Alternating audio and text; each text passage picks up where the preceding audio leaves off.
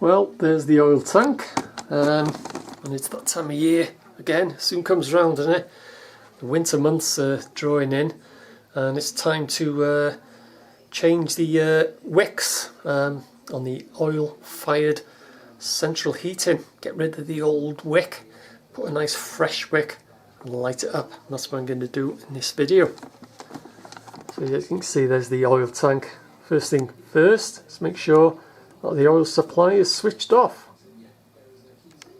Okay, so this is the boiler, the water boiler, as you can see, and down there, the bottom section there, that's where the wicks are. Now there's two bolts either side which need undoing, so I can release the bottom section out so I can get at the wicks, the old wicks, and replace them with nice new fresh wicks. So the first thing I need to do is undo the actual pipe supplying the reservoir. Undo that so I can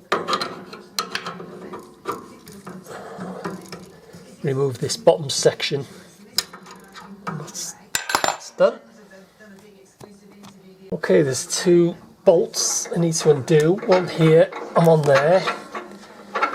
Just undo. I can undo this one by hand, then I'll get the spanner on that side so I can release this bottom section. That's where the wicks are. Okay, so now I've released the two side bolts. This whole bottom section which holds the wicks can now lift it out.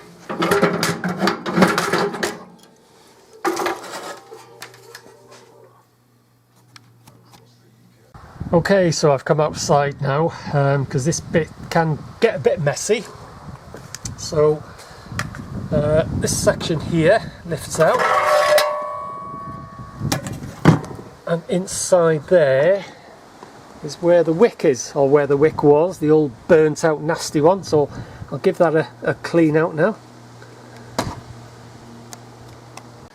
Right, so that's the wick department all cleared out.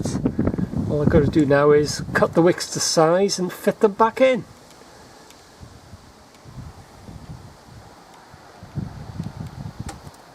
Okay, so there's the new wicks in place. Just pop this section back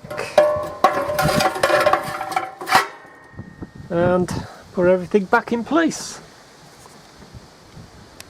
Okay, so that's the wick reservoir section back in place. All I'm going to do now is just tighten up the bolts and then reconnect the oil supply.